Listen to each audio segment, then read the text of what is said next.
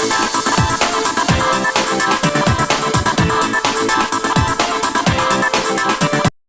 Friend, नमस्कार। मैं स्मिता मिश्रा आप सभी का स्वागत करती हूं आपके अपने चैनल में।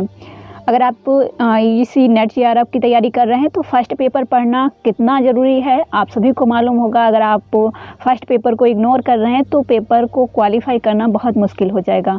और दूसरा मैं इस क्लास में क्लियर कर दूं कि कितने क्वेश्चन आप राइट करते हैं तो आप एग्ज़ाम को क्वालिफाई कर जाएंगे, क्योंकि बहुत सारे स्टूडेंट हैं जो न्यू हैं, जिनको एक्सपीरियंस है उनको तो उसके बारे में सारा कुछ मालूम होगा, लेकिन जो न्यू हैं तो उनको नहीं मालूम होता है। तो फ्रेंड मैं आपको एक बार बता देती हूँ, उसके बाद में मैं और जानकारी थोड़ा दे दूँगी। फिर आज क्योंकि ये पहली क्लास है हमारी पढ़ो इंडिया हिंदी पर फर्स्ट पेपर के लिए, तो आज मैं इतना सारा बता दूँगी, फिर हमारी क्लासेस यहाँ पे कंटिन्यू रहेंगी।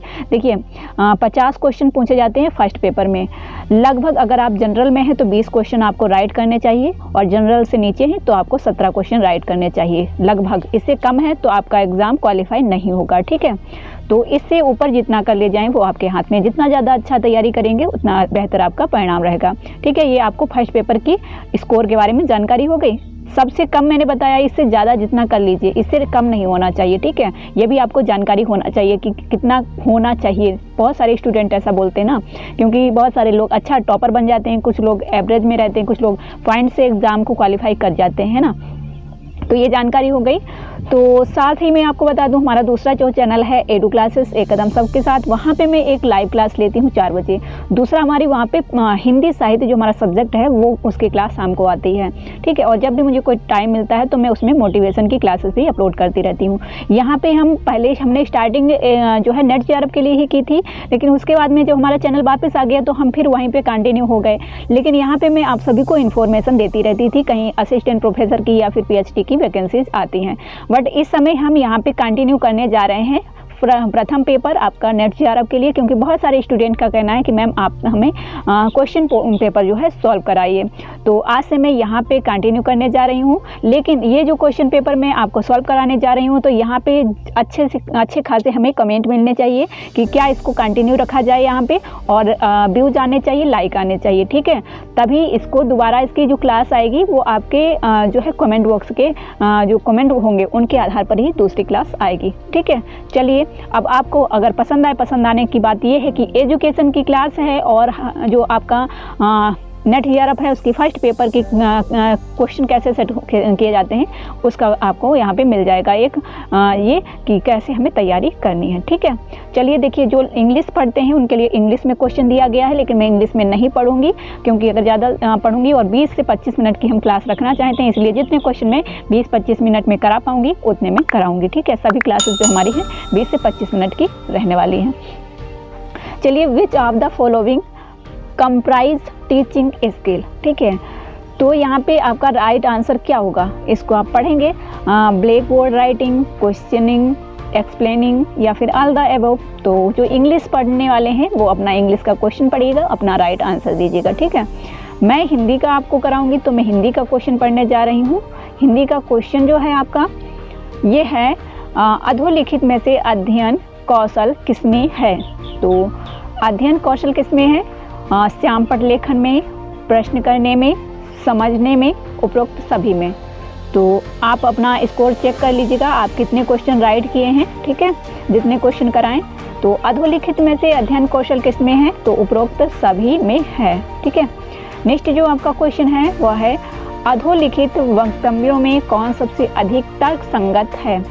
शिक्षक अध्ययन कर सकते हैं, शिक्षक शिक्षार्थियों में ज्ञान प्राप्त करने की आकांक्षा उत्पन्न कर सकते हैं, चिंतन प्रक्रिया के विकास के लिए व्याख्यान प्रणाली का उपयोग किया जा सकता है, शिक्षक पैदा होते हैं।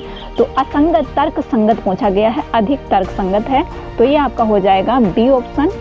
शिक्षक शिक्षार्थियों में ज्ञान प्राप्त करने की आकांक्षा उत्पन्न कर सकते हैं, बिल्कुल कर सकते हैं, ठीक है। चलिए नेक्स्ट क्वेश्चन जो है आपका, नेक्स्ट क्वेश्चन क्या पूछा गया है, प्राचीन भारत के प्रथम भारतीय इतिहासकार थे। प्राचीन भारत जो है इसके प्रथम भारतीय इतिहासकार कौन थे, मेगस्थनीज, फायान, वांसुंग, कल्हन। तो प्रश्न नंबर 3 का हो जाएगा कल्हन, जिन्होंने राजतरंगिणी लिखी है, ठीक है। और राजतरंगिणी में कौन सा राज्य जो है इसमें वर्णन किया गया है, जम्मू कश्मीर। नेक्स्ट जो क्वेश्चन है आपका, देखिए क्वेश्चन बहुत ही अच्छे हैं सारे आपके। क्वेश्चन है, निम्नलिखित वक्तव्यों में कौन सही है? पाठ्यक्रम पाठ्य विवरण का अंग है, पाठ्यक्रम पाठ्य विवरण का संलग्न अंग है, पाठ्य विवरण और सभी शिक्षण संस्थाओं का जो किसी विश्वविद्यालय विशेष से संबंध है एक समान होता है। पाठ्यक्रम किसी विश्वविद्यालय विशेष से संबंध महाविद्यालयों में एक समान नहीं होता है। प्रश्न नंबर 4 का राइट आंसर हो जाएगा कौन सही है पूछा गया है, तो पाठ्यक्रम पाठ्य विवरण का अंग होता है। ठीक है, पाठ्यक्रम पाठ्य विवरण का अंग होता है। चलिए नेक्स्ट क्वेश्चन देखिए। नेक्स्ट क्वेश्चन आपका क्या पूछ रहा है कि निम्नलिखित दो विकल्पों में समझ के स्तर के अनुरूप कौन से हैं? समझ का स्तर क्या होता है? संज्ञा की व्याख्या, अपने शब्दों में संज्ञा की व्याख्या, या दोनों? कौन सा होगा इसमें? प्रश्न नंबर 5 का हो जाएगा संज्ञा की, अपने शब्दों में संज्ञा की व्याख्या। समझ के स्तर मतलब जब आपने समझा है तभी तो उसकी संज्ञा की व्याख्या कर रहे हैं आप, तो ये समझ का स्तर होगा।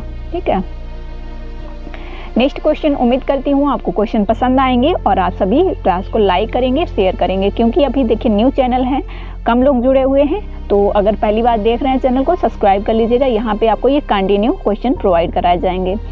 अधोलिखित में से वर्तमान समाज में शोध का मुख्य कार्य क्या है? ज्ञान की वृद्धि की प्रक्रिया में सहभागिता, नई वस्तुओं तथ्यों का अन्वेषण, पूर्व लिखी गई रचनाओं की समीक्षा, शोधों स्रोतों की सुसंबंध परीक्षा तथा उनका विषयनिष्ठ समालोचनात्मक विश्लेषण।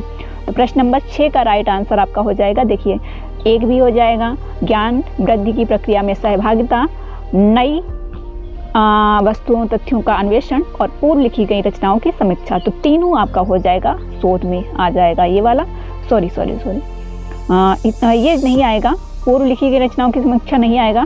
शोधों स्रोतों की सुसंबंध परीक्षा तथा उनका विषयनिष्ठ समालोचनात्मक विश्लेषण आएगा। ठीक है, ये आपका ए ऑप्शन राइट हो जाएगा। थर्ड वाला ऑप्शन नहीं आएगा। ठीक है, पूर्व लिखी गई रचनाओं की समीक्षा नहीं की जाती है, हम उनका आधार लेते हैं, है ना। ये वाला क्वेश्चन बहुत ही अच्छा है, इसे आप जरूर नोट कर लीजिएगा, थोड़ा ध्यान से पढ़ लीजिएगा क्योंकि ऐसे क्वेश्चन पूछे जाते हैं। सूची 1 को सूची 2 से मिलान करना है। ठीक है, थोड़ा सा हो सकता है आपको क्लियर ना दिख रहा हो, लेकिन मैनेज करिएगा। क्वेश्चन है आपका, क्योंकि ये क्वेश्चन पेपर ही ऐसा था इसलिए मुझे जो मिला है और मैं टाइपिंग नहीं कर पाई अलग से, क्योंकि मुझे टाइम इतना नहीं मिला कि मैं अलग से टाइपिंग करके आप लोगों को प्रोवाइड कराती।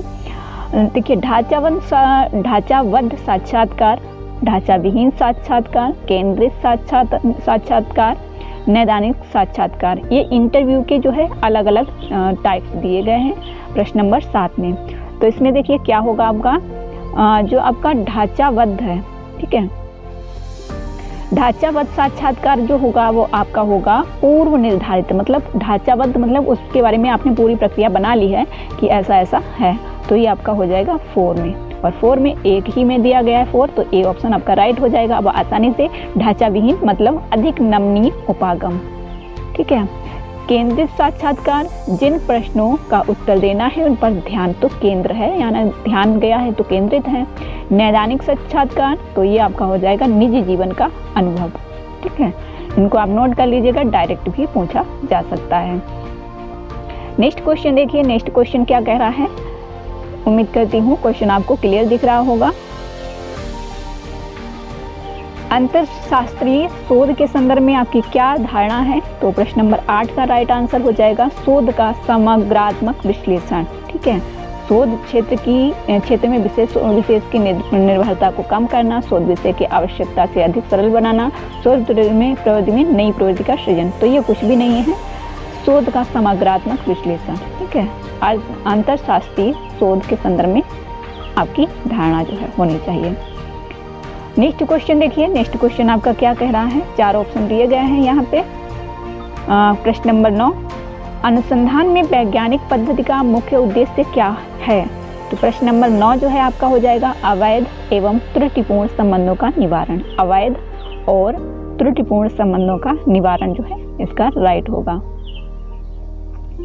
नेक्स्ट क्वेश्चन देखिए, प्रश्न नंबर 10, शोध की गहराई निम्नलिखित में से किसमें एक निहित है? बहुत ज़्यादा क्वेश्चन ये पूछा जाता है, शोध की गहराई निम्नलिखित किसमें एक में निहित होता है?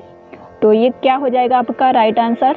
तो प्रश्न नंबर 10 का हो जाएगा शोध द्वारा अर्जित तथ्य जो आपके अर्जित किए गए हैं, आपने जो भी चीज़ें यहाँ से प्राप्त की हैं उसी में निहित है शोध की गहराई। तो प्रश्न नंबर 10 का बी हो जाएगा। तो फ्रेंड चलिए और भी क्वेश्चन व्याख्या जो है हम लास्ट में करेंगे, तो इसको यहाँ पे छोड़ देते हैं क्योंकि इसके लिए हम अलग से क्लास बनाएंगे, उसमें आपको बताएंगे कि कैसे व्याख्या करनी है आपको।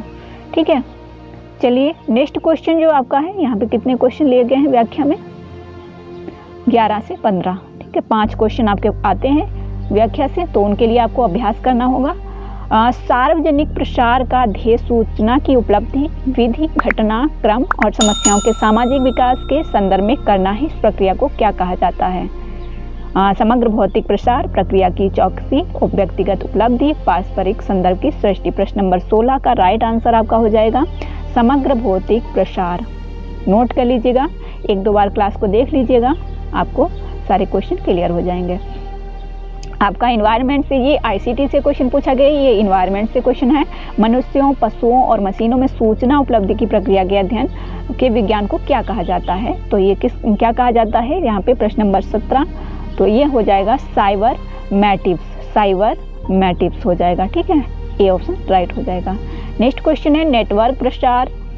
नेटवर्क प्रसार प्रक्रिया संरचना निम्नलिखित संदर्भ में संभव है? तो आईसीटी का क्वेश्चन है। सामाजिक परिवेश, आर्थिक परिस्थिति, राजनीतिक गलियारे या तकनीकी पर्यावरण। नेटवर्क, तो ये तकनीकी का आ जाएगा आपका, इसको तो सिंपल से आप राइट कर सकते हैं, तकनीकी पर्यावरण।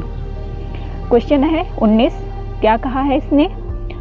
डिजिटल वातावरण में कंप्यूटरिंग, दूरभाषी प्रसार एवं मीडिया के संदर्भ में होते हैं।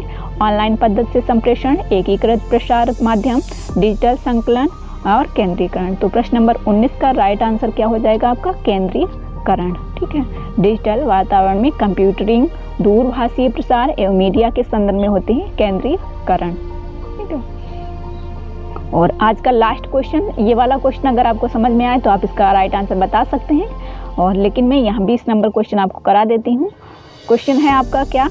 मानव और कंप्यूटर के बीच में हो रही संवाद के विविध रूप होते हैं। कौन से होते हैं? मानव मशीन वार्तालाप, द्विकोणीय संवाद, डिजिटल बातचीत, अंतर सक्रियता।